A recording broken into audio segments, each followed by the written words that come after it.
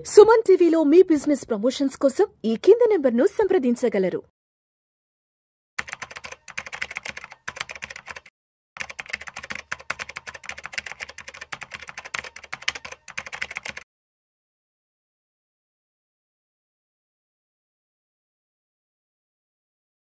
Salmon గారు నమస్తే sir. నమస్తే అండి విష్ణు గారు. Welcome to Vishnu talks. Thank you అండి విష్ణు గారు. సో సాల్మన్ గారు, ఈ వీడియో ఎక్స్క్లూజివ్ గా మనం ఎఫ్ఐఎస్ మీద మాట్లాడుకుందాం. ఇప్పుడు ఎవరైతే కొత్తగా స్టాక్ మార్కెట్లోకి రాబోతున్నారో రిటైల్ ఇన్వెస్టర్స్, వాళ్ళ కోసము, ఆల్రెడీ రీసెంట్ టైమ్స్లో ఎవరైతే మార్కెట్లోకి అడుగు పెట్టారో వాళ్ళ కోసంగా ఎఫ్ఐఎస్ మీద ఎక్స్క్లూజివ్గా ఒక వీడియో మాట్లాడుకుందాం. లాస్ట్ 4-5 months నుంచి ఎఫ్ఐఎస్ వల్ల మార్కెట్ పడిపోయింది అంటున్నారు కదా. సో అసలు ఎవరు ఈ ఎఫ్ఐఎస్? ఈ ఎఫ్ఐఎస్ అనే వాళ్ళు ఇండియన్ స్టాక్ మార్కెట్లో ఏ విధంగా ఇన్వెస్ట్మెంట్స్ చేస్తుంటారు, అసలు వీళ్ళ ఇన్వెస్ట్మెంట్ స్ట్రాటజీ ఏంది, ఇండియన్ స్టాక్ మార్కెట్లో ఎంతమంది రిజిస్టర్డ్ ఎఫ్ఐఎస్ మన మార్కెట్తో ట్రావెల్ అవుతున్నారు, వీళ్ళు వెళ్ళిపోవడం వల్ల మన మార్కెట్స్ ఎందుకు డౌన్ అవుతున్నాయి, దీని గురించి ఎక్స్క్లూజివ్గా మాట్లాడుకుందాం.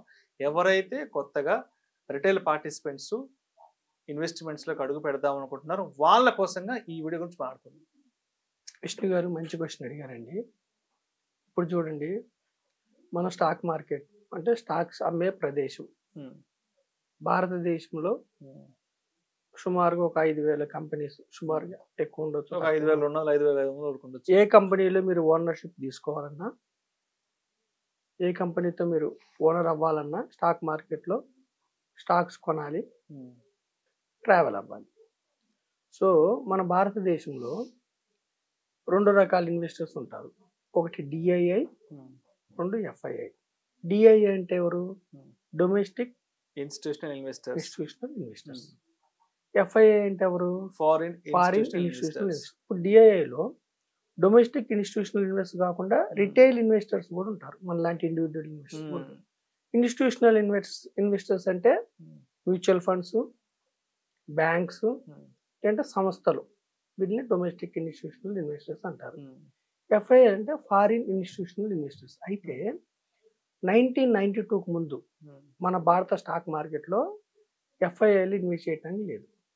1992 వరకు మన పివి నరసింహరావు గారు, మన్మోహన్ సింగ్ గారు మన యొక్క ఆర్థిక వ్యవస్థను బలోపేతం చేయడం కోసం, మన ఆర్థిక వ్యవస్థలో సరళీకరణ ప్రాసెస్లో భాగంగా మన స్టాక్ మార్కెట్లో ఎఫ్ఐఐలకి, ఫారిన్ ఇన్స్టిట్యూషనల్ ఇన్వెస్టర్స్కి మదుపు చేయటానికి గేట్లు ఓపెన్ చేసి పివి నరసింహారావు గారు ముఖ్యమంత్రిగా ఉన్నప్పుడు, మన్మోహన్ సింగ్ గారు ఆర్థిక శాఖ మంత్రిగా ఉన్నప్పుడు నిజంగా ఇండియాలో ఆర్థిక విప్లవం, ఒక పారిశ్రామిక విప్లవం మొదలైందే 90 దశకం నుంచి. సరళీకృత విధానంలో భాగంగా ఓపెన్ చేశారు. మరి ఈ ఎఫ్ఐఐలు అంటే ఎవరండి విష్ణు గారు? ఎఫ్ఐఐలు అంటే విదేశాల్లో ఉన్న పెన్షన్ ఫండ్స్, తర్వాత చారిటబుల్ ట్రస్ట్స్, విదేశాల్లో ఉన్న చారిటబుల్ ట్రస్ట్స్, తర్వాత విదేశాల్లో ఉన్న ఇన్సూరెన్స్ కంపెనీస్, విదేశాల్లో ఉన్న సెంట్రలైజ్డ్ బ్యాంక్స్, వాళ్ళు కూడా ఇన్వెస్ట్ చేస్తారు.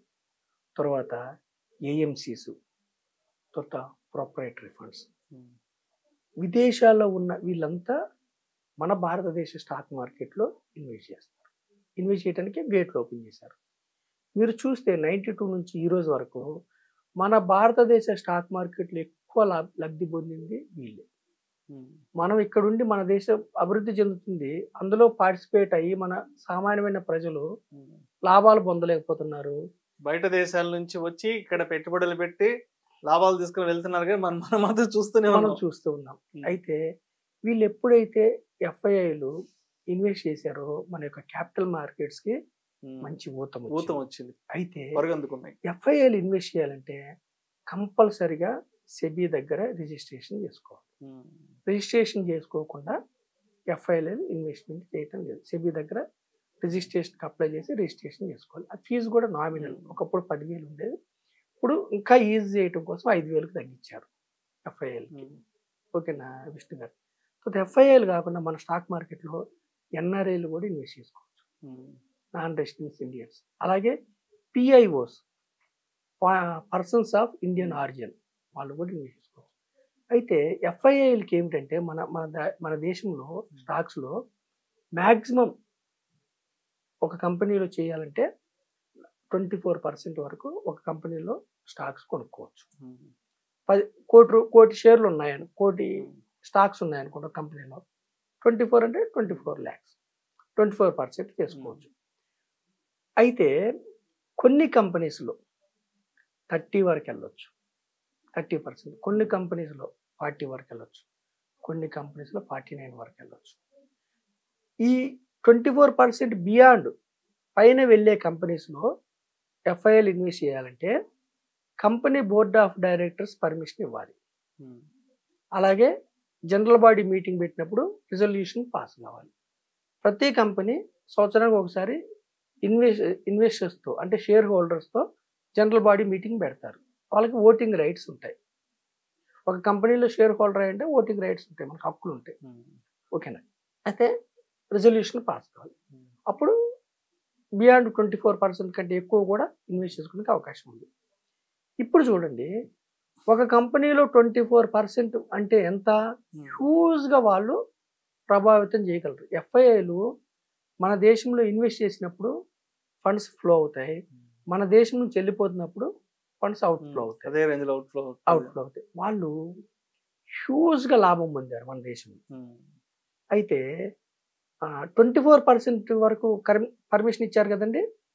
22% అవ్వగానే సీలింగ్ అంటే రిజర్వ్ బ్యాంక్ ఆఫ్ ఇండియా అన్ని బ్యాంకులు హెచ్చరిస్తుంది.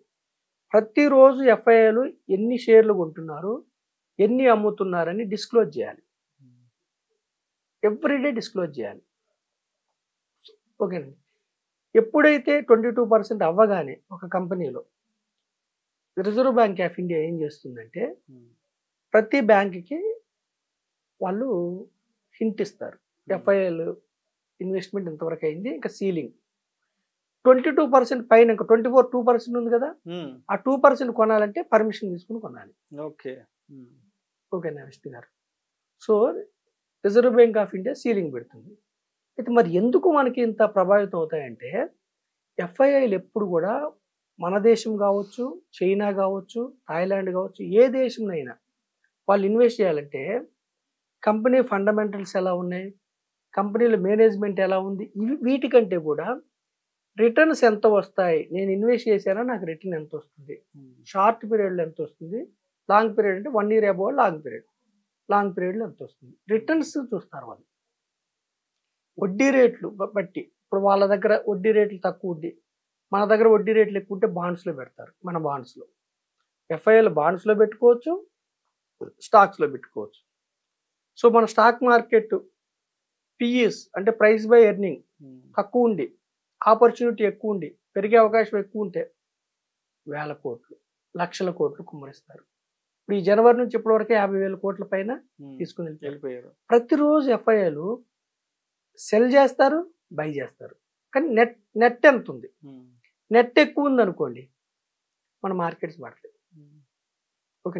ఇప్పుడు ఏంటి డిమాండ్ అండ్ సప్లై, స్టాక్స్ ఎప్పుడు కొంటారు, ఆ స్టాక్ కంపెనీకి లాభాలు బాగా వస్తున్నప్పుడు, బాగా పెరుగుతున్నప్పుడు స్టాక్స్ కొంటారు. కొనేవాళ్ళు ఎక్కువ మంది ఉండి అమ్మేవాళ్ళు తక్కువ మంది ఉంటే మార్కెట్స్ పెరుగుతాయి.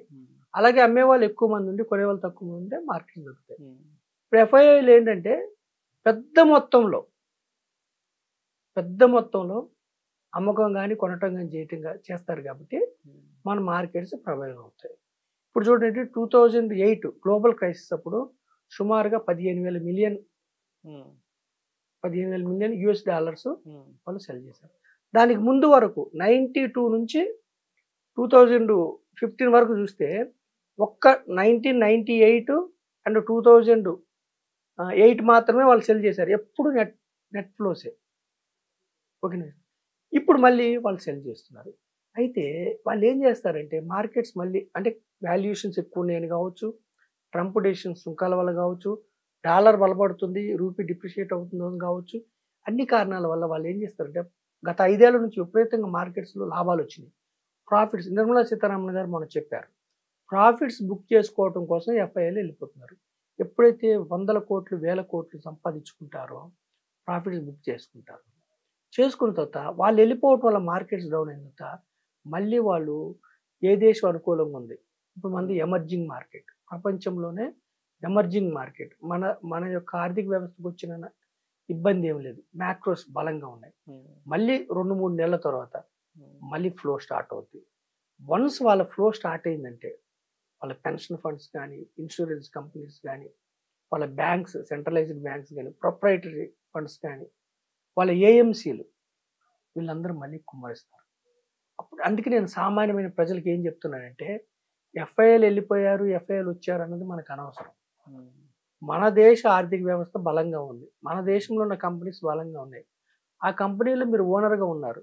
ఇన్వెస్ట్మెంట్ ఎప్పుడు ఒక దీర్ఘకాలంతో కొంత రిటర్న్ వస్తుందని ఎక్స్పెక్ట్ చేసేదాన్ని ఇన్వెస్ట్మెంట్ అంటారు.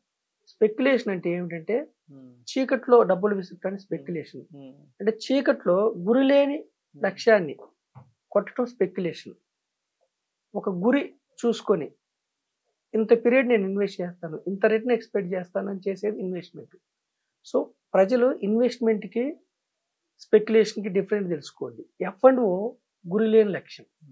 F&O ఈ ఎఫ్ఐఎల్ వెళ్ళిపోవటం కానీ కొనటం కానీ వచ్చినప్పుడు మార్కెట్స్ తీవ్ర ఒడిదుడికి లోనవుతుంది. మొత్తం ఈ యొక్క ప్రిన్సిపల్ అంతా ఎరోడ్ అయిపోతుంది. కాబట్టి మీరు ఏం చేస్తున్నారు, ట్రేడింగ్ కోసం వెళ్ళకుండా, ట్రేడింగ్కి వెళ్ళకుండా ఇన్వెస్ట్మెంట్ వైపు రండి. ఎఫ్ఐఐలు ఈరోజు వెళ్ళిపోయాయి కాబట్టి మార్కెట్స్ డౌన్ అయినాయి కాబట్టి ఇది మీకు బిగ్గెస్ట్ ఆపర్చునిటీ. మనము దేశంలో ప్రతి వస్తువు, ఇప్పుడు యాపిల్ ఫోన్ 1,00,000 ఉందండి, ఏదో కారణం వల్ల 80,000కి వచ్చింది సపోజ్, అరే డిస్కౌంట్లో దొరుకుతుందని కొంటాం. బంగారం తులం 90,000 ఉంది సుమారుగా, ప్రపంచం యొక్క పరిస్థితులను బట్టి బంగారం రేటు తగ్గింది, సపోజ్ 70,000 ఆపర్చునిటీ కింద కొంటాం. అలాగే స్టాక్స్ కూడా గత 5 ఏళ్ళ నుంచి విపరీతంగా వాల్యుయేషన్స్ వల్ల కావచ్చు, ఇంకోటి కావచ్చు, పెరిగినాయి. ఆ వాల్యుయేషన్స్ సరి చేసుకునే క్రమంలో అవి తగ్గి రీజనబుల్ డిస్కౌంట్ రేట్స్కి వస్తున్నాయి. మీరు ఇన్వెస్ట్ చేసుకోండి. ఆల్రెడీ ఇన్వెస్ట్ చేసిన వాళ్ళకి లాభం తగ్గింది, వెయిట్ చేయండి. ఉంటే ఇంకొంచెం ఇన్వెస్ట్ చేయండి, వెయిట్ చేయండి. సో ఎఫ్ఐఐలు పెద్ద మొత్తంలో కంపెనీస్లో ఓనర్షిప్ ఉండటం వల్ల వాళ్ళు వెళ్ళిన మన యొక్క స్టాక్ మార్కెట్స్ విపరీతంగా ప్రభావితం చూపిస్తాయి. వాళ్ళు వచ్చారా విపరీతంగా పెరుగుతాయి, వాళ్ళు వెళ్ళారా విపరీతంగా పడతాయి. కానీ మనకెన్నో పెద్ద అడ్వాంటేజ్ ఏమిటంటే విష్ణు గారు, డొమెస్టిక్ ఇన్స్టిట్యూషనల్ ఇన్వెస్టర్స్, మన మ్యూచువల్ ఫండ్స్ ద్వారా రిటైల్ ఇన్వెస్టర్స్ చక్కగా ఇన్వెస్ట్ చేస్తున్నారు. కాబట్టి మన మార్కెట్ ఇంతకుముందు అయితే ఎఫ్ఐఎల్ వెళ్ళినప్పుడు తీవ్ర ఒడిదుడుకులు ఉన్నాయి, ఇప్పుడు లోన్ అవ్వట్లేదు. సో ఎఫ్ఐఎల్ వెళ్ళిపోయినా కానీ మీరు మన ఎకానమీలో ముందుకు కొనసాగండి.